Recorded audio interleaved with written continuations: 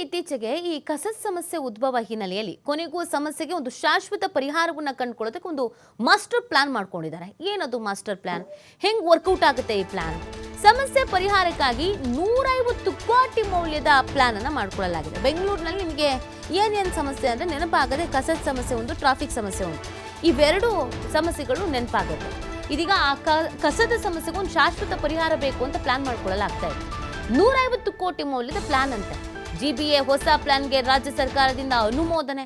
ಸರ್ಕಾರ ಒಪ್ಪಿಗೆ ಕೊಟ್ಟ ಬೆನ್ನಲ್ಲೇ BSWML ಅಲರ್ಟ್ ಆಗ್ತಾ ಇದೆ. 2 ಕಡೆಗಳಲ್ಲಿ ಕಸ ವಿಲೇವಾರಿ ಘಟಕವನ್ನು ಹುಡುಕಿರುವಂಥದ್ದು BSWML. ಸದ್ಯ ನಗರದಲ್ಲಿ ಪ್ರತಿದಿನ 6,000 ಟನ್ ಕಸ ಉತ್ಪತ್ತಿ ಆಗ್ತಾ ಇದೆ.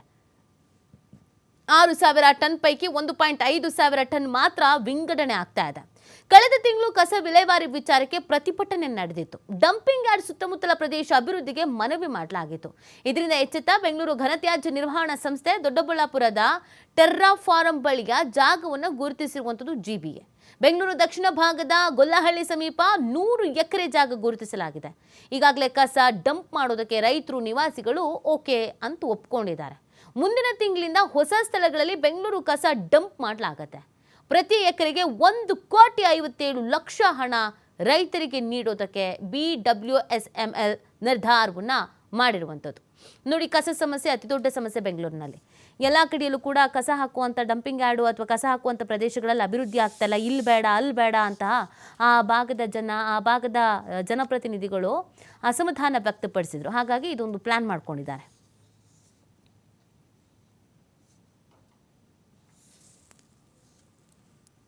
ಎರಡು ಕಡೆ ಗುರುತಿಸಿದ್ದೀವಿ, ಫೈನಲ್ ಆಗಿದೆ. ಒಂದು ದೊಡ್ಡಬಳ್ಳಾಪುರದಲ್ಲಿ, ಇನ್ನೊಂದು ಬೆಂಗಳೂರಿನ ದಕ್ಷಿಣ ಭಾಗ ಗೊಲ್ಲಹಳ್ಳಿಯಲ್ಲಿ.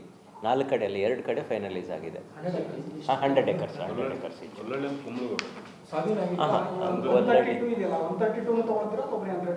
ಎಲ್ಲಿ ಪೂರ್ತಿ 132 ತಗೋತಾ ಇದ್ದೀವಿ. ಶುರುವಾಗಿದೆ. ಗೌರ್ಮೆಂಟಿಂದ ರೇಟ್ ಫಿಕ್ಸ್ ಆಗಿದೆ. ಫಿಕ್ಸ್ ಆಗಿದೆ ಪರ್ ಎಕರ್ 1,57,00,000 ರೇಟ್ ಫಿಕ್ಸ್ ಆಗಿದೆ. ಅವರೆಲ್ಲ ಡಾಕ್ಯುಮೆಂಟ್ ಕೊಟ್ಟಿದ್ದಾರೆ. We are process document. ಎಕರೆಗೆ 1,57,00,000. ಇಲ್ಲ, ಅಲ್ಲಿ ಸುಮಾರು ಗೌರ್ಮೆಂಟ್ ಲ್ಯಾಂಡ್ ಇದೆ. ಅವ್ರದ್ದು ಖಾಸಗಿ ಜಮೀನು ಸುಮಾರು ಒಂದು 70 ಎಕರೆ ಬರುತ್ತೆ. ಗುಂಡಲಹಳ್ಳಿ,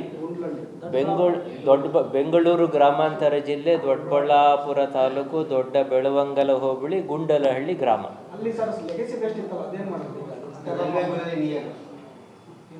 ಹತ್ರ ಆ ಕಡೆ. ಹೌದು, ಲೆಗಸಿ ವೇಸ್ಟ್ ಏನು ಮಾಡ್ತೀವಿ ಇರ್ತಾರೆ ನಮ್ಮ ಪ್ರತಿನಿಧಿ ಗಣೇಶ್. ಕಸದ ಸಮಸ್ಯೆನೇ ಬೆಂಗಳೂರಿನಲ್ಲಿ ಒಂದು ಅತಿ ದೊಡ್ಡ ಸಮಸ್ಯೆ ಆಗಿತ್ತು. ಈಗ 150 ಕೋಟಿ ಮೌಲ್ಯದ ಪ್ಲಾನ್. ಇದ್ರ ಪ್ಲಾನ್ ಹೆಂಗೆ ನಡೆಯುತ್ತೆ, ಹೆಂಗೆ ವರ್ಕೌಟ್ ಆಗುತ್ತೆ, ಏನು ಯೋಚನೆಗಳನ್ನು ಮಾಡಿದ್ದಾರೆ?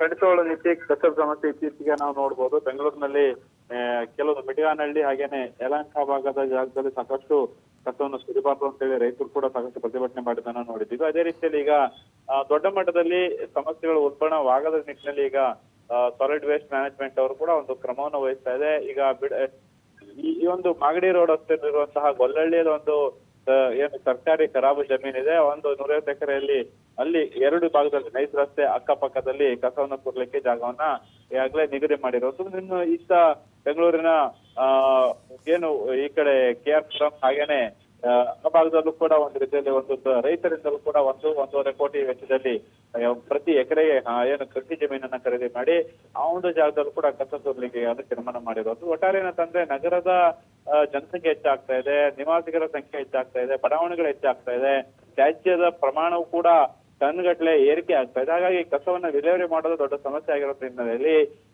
ಒಂದು ಏನಿದೆ ಅದರ ವ್ಯಾಪ್ತಿಯಲ್ಲಿ ಬರುವಂತಹ ಘನತ್ಯಾಜ್ಯ ನಿರ್ವಹಣಾ ನಿಗಮ ಏನಿದೆ, ಆ ಒಂದು ನಿಗಮ ನೇಮಕ ಅದು ಈಗ ಪರ್ಯಾಯ ವ್ಯವಸ್ಥೆಯನ್ನು ಮಾಡ್ಕೊಳ್ತಾರೆ ಅನ್ನೋದು. 2 ಕಡೆ ಬೆಂಗಳೂರು ದಕ್ಷಿಣ ಹಾಗೇನೆ ಈ ಕಡೆ KR ಪುರಂ, ಈ ಕಡೆ ಹೊಸಕೋಟೆ ಹೋಗುವಂತಹ ಭಾಗದಲ್ಲಿ ಆ ಭಾಗದಲ್ಲಿ 2 ಕಡೆ ಒಂದು 123 ಎಕರೆ ಹಾಗೇನೆ 150 ಎಕರೆ ಜಾಗವನ್ನ ಮಾಡಿರೋದು. ಅದಕ್ಕೆ ಬೇಕಾದಂತ ಎಲ್ಲಾ ಸಿದ್ಧತೆ ಮಾಡ್ಕೊಂಡಿರೋದು. ಈಗಾಗಲೇ ರೈತರ ಜೊತೆ